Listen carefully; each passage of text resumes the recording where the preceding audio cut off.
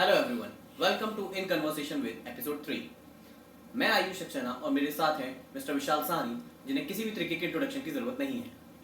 आज हम आपके साथ बहुत ही इंपॉर्टेंट टॉपिक डिस्कस करने वाले हैं, जो कि है पैंडेमिक और एजुकेशन। यानी कि इस कोविड-19 या कोरोना वायरस ने किस तरीके से हमारे एजुकेशन सिस्टम को हिला के रख दिया है। नाउ इसी कन्वर्सेशन को आगे बढ़ाते हुए मैं अपना पहला सवाल सर के सामने रखता हूँ। सर, जैसा कि आप जानते हैं कि जब से ये कोरोना वायरस हमारे इंडिया में आया है, तब से हमारी बहुत सारी एक्टिविटीज़ पे एक पाबंदी सी लग गई है। उन्हीं में से एक एक्टिविटी है हमारी लर्निंग एक्टिविटी। तो सर, हम आपसे ये जानना चाहेंगे कि किस तरीके से इस कोरोना वायरस या कोविड-19 ने हमारी इन लर्निंग एक्टिविटीज़ को इम्पैक्ट किया है। देखो आयुष, अपनी इंडिया में आपको मालूम है 22 मार्च से अपन लॉकडाउन में है। एक टाइप से 22 मार्च को अपने माननीय प्रधानमंत्री जी ने एक जनता कर्फ्यू लागू किया था। उसके बाद 23 को उन्होंने अनाउंस कर दिया था कि हम लॉकडाउन में जा रहे हैं। तब से लेकर आज तक हम लॉकडाउन में ही हैं। एक प्रकार से कई चीज़ें आज तक नहीं खुली हैं। जैसे आप जानते हैं, schools are shut, college are also shut. हम लोग एक तरह से एक लर्निंग डेडलॉक में हैं, और जो स्टूडेंट्स हैं उनकी जो लर्निंग है वो थोड़ी सी कहीं रुक गई है, क्योंकि आप देख रहे हो कि एग्जामिनेशंस हैं वो भी पोस्टपोन्ड हो चुके हैं, अभी तक हुए नहीं हैं। 10th के एग्ज़ाम्स नहीं हुए अभी तक, 12th के एग्ज़ाम्स अभी कुछ बाकी हैं जो कि जुलाई में है। अब 10th के एग्ज़ाम नहीं होंगे, जो कि काफ़ी डिसाइडिंग स्टेज होती है कि बच्चा अपना करियर डिसाइड करता है कि मेरे को क्या ऑप्ट करना है। जब 10th के एग्ज़ाम ही नहीं होंगे तो वो कैसे करियर डिसाइड करेगा। करियर डिसाइड करेगा, उसके बाद वो 12th में पहुंचेगा तो 12th के बाद वो अपना लाइफ डिसाइड करता है, उसे लाइफ में क्या बनना है, क्या करना है। वो चूज करेगा। बिल्कुल, तो वो कुछ भी नहीं कर पा रहा, सब कुछ रुका हुआ है। और आप खाली स्कूल की ही नहीं, आयुष, हम बात करें तो प्रोफेशनल्स स्टडीज़ की भी बात करें, CA CS, उन सब के भी एग्ज़ाम्स आगे पोस्टपोन्ड हो गए हैं। आप रिसेंटली जानते हो कि अभी सभी एग्ज़ाम पोस्टपोन्ड हो चुके हैं। तो कहीं भी माहौल सही नहीं है। और अगर बात करें कि स्टूडेंट्स ही प्रभावित हुए हैं, ये भी कहना गलत होगा।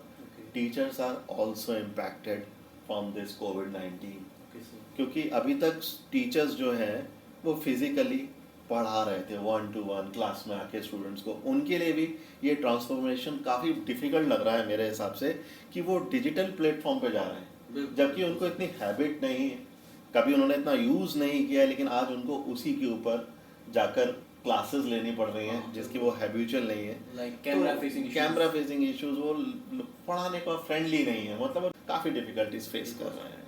तो सर, जैसा कि आपने हमें बताया कि जब से लॉकडाउन हुआ है तब से हमारी लर्निंग एक्टिविटीज़ में या हमारी एजुकेशन में एक ठहराव सा आ गया है। तो सर, किस तरीके से हम इस ठहराव को ख़त्म कर सकते हैं और अपनी इस फिजिकल एजुकेशन एनवायरनमेंट को पूरी तरीके से ई प्लेटफॉर्म्स या डिजिटल प्लेटफॉर्म्स की तरफ शिफ्ट कर सकते हैं? देखिए आयुष, हम शिफ्ट कर सकते हैं नहीं, शिफ्ट ऑलरेडी कर चुके हैं काफ़ी हद तक। क्योंकि आपने देखा होगा इस कंट्री के जितने भी प्राइवेट इंस्टीट्यूशंस हैं वो सारे के सारे शिफ्ट हो चुके हैं डिजिटल प्लेटफॉर्म की ओर। वो अपनी ये जो क्लासेस हैं वो ऑलरेडी टैब्स पे दे रहे हैं, प्रोवाइड कर रहे हैं ऑनलाइन।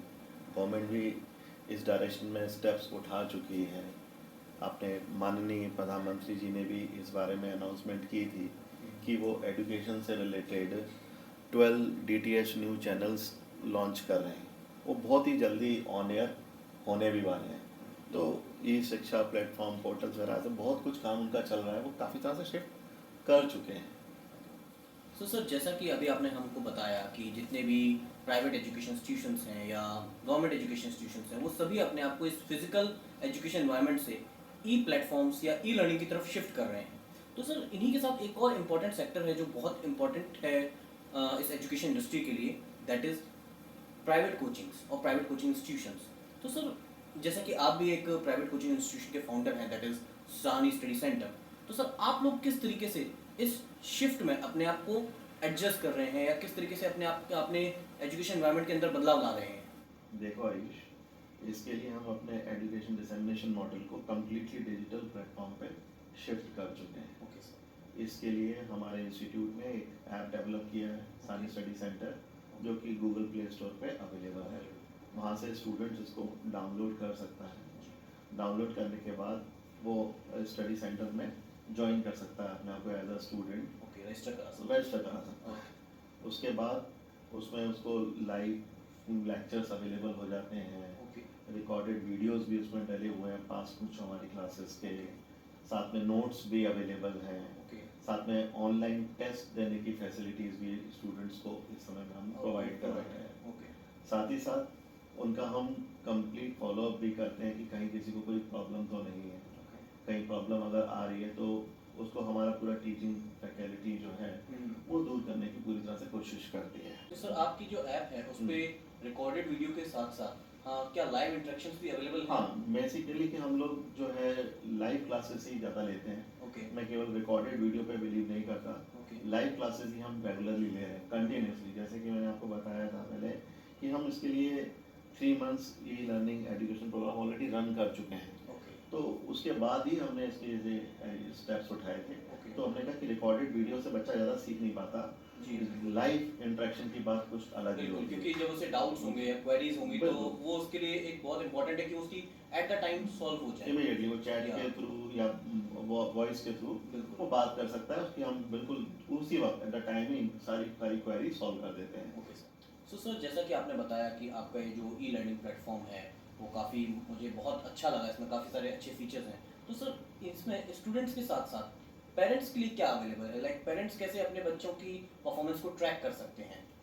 ठीक है, देखिए आयुष, हम लोग क्या करते हैं अपने स्टूडेंट्स के जो भी टेस्ट हैं असाइनमेंट्स लेते हैं हम उनको क्रिटिकली एवेल्युएट करते हैं। उस जो भी प्रॉब्लम है या कहाँ प्रोग्रेस की जा सकती है हम उसे अपने स्टूडेंट के साथ शेयर करते हैं, और एज वेल एज उनके पेरेंट के साथ भी हम शेयर करते हैं। जी तो अभी हम उनके बारे में बता ही रहे हैं कि क्या कहाँ क्या प्रॉब्लम है, ओके जिससे कि पेरेंट्स को भी पता रहे ना कि कहाँ का वो बिल्कुल, और वो क्रिटिकल कहाँ- इवोल्यूशन का स्कोप है। हाँ बिल्कुल तो वो अपने बच्चे के बारे में कंप्लीटली उसकी प्रोग्रेस के बारे में अवेयर है, बिल्कुल कभी क्या कर रहा है उनका बच्चा, कहाँ वीक है, कहाँ बिल्कुल। प्रॉब्लम आ रही उसके है, वीक हर एक वीक चीज़ को एरियाज क्या हैं सारा जहाँ कुछ उसे उनके improve साथ करना शेयर है। किया था, ये सब कुछ। बिल्कुल। और आने वाले में हम ये भी प्लान कर रहे हैं कि एवरी मंथ हम लोग ऑनलाइन ही पेरेंट टीचर मीटिंग लिया करें, ओके जिससे कि उसके बच्चे की प्रोग्रेस के बारे में उनके हाँ। पेरेंट्स को कम्प्लीटली पता चल सके ओके और वो उसके फ्यूचर के बारे में सोच सकें, जो भी वो चाहते हैं कि कहीं कुछ प्रॉब्लम है या कहीं जो भी वो प्रॉब्लम डिस्कस करना हमारे चाहते हैं डिस्कस करना आपके चाहते हैं वो साथ। हमसे शेयर कर सकते हैं उस Okay. प्लेटफॉर्म पे आके एवरी मंथ। ये तो हुई हमारी ई लर्निंग और डिजिटल प्लेटफॉर्म्स की बात। बट सर जैसा कि आप जानते हैं कि कभी ना कभी तो स्कूल्स और कॉलेजेस को रीओपन करना ही पड़ेगा, और हम लोग जैसा आजकल न्यूज़ में भी सुन रहे हैं कि मे बी शायद मिड ऑफ अगस्त से स्कूल्स या कॉलेजेस को रीओपन करने की बातें चल रही हैं। तो इसको लेकर सर आपका क्या व्यू है? देखो आयुष, मैं अपने दिल की बात बोलूँ तो मैं बिल्कुल कम्प्लीटली अगेंस्ट हूँ, एकदम अगेंस्ट हूँ कि स्कूल ओपन नहीं किए जाने चाहिए, कॉलेजेस रीओपन नहीं किए जाने चाहिए कब तक, जब तक हमारे पास इस पैंडेमिक का परमानेंट सॉल्यूशन अवेलेबल नहीं हो जाता। ओके तब तक मैं नहीं चाहूँगा कि ये स्कूल एंड कॉलेजेस रीओपन किए जाएं। इसको मैं आपको एक सिनारियो प्रेजेंट करता हूँ आपके सामने, ठीक है। उससे आपको बेटर समझ में आएगा। जी अगर कोई कोरोना पॉजिटिव किड बिल्कुल। स्कूल जाता है जी तो सबसे पहले वो अपनी पूरी क्लास को इन्फेक्टेड कर देगा, बिल्कुल। उस क्लास में मौजूद टीचर भी इन्फेक्टेड होगा, जी बिल्कुल फिर उस टीचर के कांटेक्ट में अदर टीचर्स आएंगे, बिल्कुल। वो भी इन्फेक्टेड हो जाएंगे, जी और उनका स्कूल का सपोर्ट स्टाफ, बिल्कुल। मतलब किसी एक बच्चे के भी इन्फेक्टेड होने से पूरे स्कूल पूरा में का पूरा स्कूल जो है इन्फेक्टेड हो जाएगा। बिल्कुल। उसके बाद जो भी कोरोना पॉजिटिव किड्स हैं वो अपने घर में जाते हैं, बिल्कुल। उनके पेरेंट्स उससे इन्फेक्टेड होंगे, फैमिली मेंबर्स भी हो सकते फैमिली हैं। मेंबर एग्जैक्टली फैमिली मेंबर्स भी इन्फेक्टेड होंगे, मतलब जो भी उनकी कांटेक्ट हिस्ट्री होगी बिल्कुल। सब के सब इन्फेक्टेड हो जाएंगे। हर बच्चे के पेरेंट्स, वो टीचर्स और उनकी फैमिली मेंबर्स, इतने सारे लोग इससे इन्फेक्टेड हो जाएंगे तो it will lead to us to community spread, exactly sir. It will lead to us community spread. अब इतनी बड़ी क्वांटिटी में लोग जब इन्फेक्टेड हो जाएंगे तो उनकी टेस्टिंग कैसे होगी? बिल्कुल टेस्टिंग कोई सस्ती तो नहीं है इसकी, बिल्कुल बिल्कुल बहुत कॉस्टली है। अब मेरा क्वेश्चन ये है कि who will bear the cost of that test? ये कोई सस्ता टेस्ट नहीं है। क्या स्कूल इसे बेयर करेगा? क्या स्टूडेंट्स करेंगे? या उनके पेरेंट्स करेंगे। और सबसे बड़ी बात कि हमारे पास इतनी टेस्टिंग फैसिलिटी अवेलेबल भी है इस समय। एक बात को अपन कॉस्ट को सेट असाइड भी कर देते हैं, लेकिन आप ये सोचें जो स्टूडेंट है क्या उसकी लाइफ कोई मैटर नहीं करती? बिल्कुल करती है। उनके पेरेंट्स, उनके टीचर्स, उनकी लाइफ की कोई इंपॉर्टेंस नहीं है। बिल्कुल। अब इतनी हजारों जिंदगियों को दाव पर लगाकर क्या हासिल करने जा रहे हैं? इतनी जिंदगियां दाव पे लग जाएंगी, अगर उनकी डेथ होती है तो कौन लायबल होगा उसके लिए? किसे जिम्मेदार ठहराया जाएगा? तो इसीलिए मैं बिल्कुल अगेंस्ट हूँ स्कूल के रीओपनिंग के। मैं नहीं चाहता कि स्कूल रीओपन किए जाए जब तक कि इस पैंडेमिक का परमानेंट सॉल्यूशन नहीं अवेलेबल हो जाता हमारे को। तो अब हम इसी के साथ अपने अगले सवाल की तरफ बढ़ते हैं। जैसा कि आपने कहा कि जब तक कोई परमानेंट सॉल्यूशन नहीं मिल जाता है इस प्रॉब्लम का, तब तक हमें अपने स्कूल्स और कॉलेजेस को रीओपन नहीं करना चाहिए। तो सर आपको क्या लगता है कि जो हमारे स्टूडेंट्स हैं उन्होंने इस लॉकडाउन पीरियड में अपने टाइम का सही यूटिलाइजेशन किया है? देखो आयुष, मेरे हिसाब से कुछ स्टूडेंट्स ने तो इसको अच्छे से यूटिलाइज किया। जैसे कईयों ने अपनी पर्सनैलिटी डेवलपमेंट पे काम किया, कई ने अपनी हॉबीज़ जो थी उस पर काम किया, कुछ ने अपनी इंग्लिश वोकेबलरी वगैरह इम्प्रूव करी।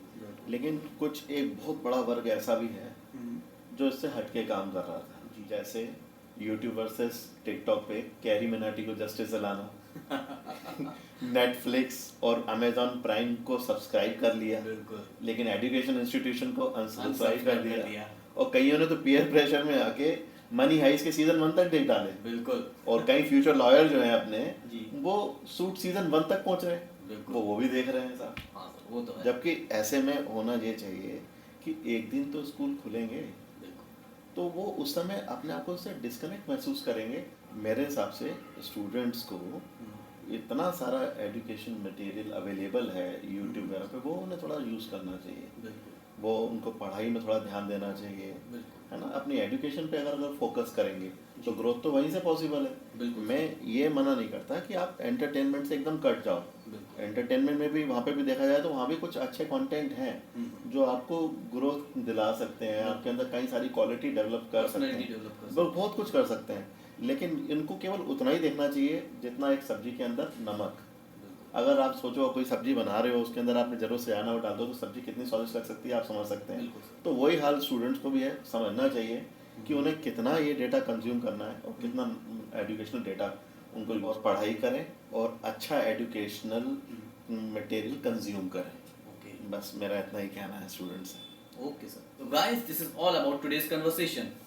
आई होप हमारा ये कन्वर्सेशन आप सभी को बहुत पसंद आया होगा, और अगर पसंद आया है तो प्लीज़ इसे लाइक करें, शेयर करें और हमारे चैनल को सब्सक्राइब करें। और सिर्फ अकेले ही नहीं देखें, अपने फ्रेंड्स, अपनी फैमिली और सभी को दिखाएं। ओके। एंड अगर आप चाहते हैं कि इसी तरीके के स्पेशल कन्वर्सेशंस या कुछ इंटरेस्टिंग कन्वर्सेशंस हम अपने चैनल के थ्रू आप तक पहुंचाते रहें, तो जिस भी टॉपिक पे आप अपना कन्वर्सेशन चाहते हैं, प्लीज उसे हमारे कमेंट बॉक्स में जरूर मेंशन करें। Okay guys, bye bye and take care.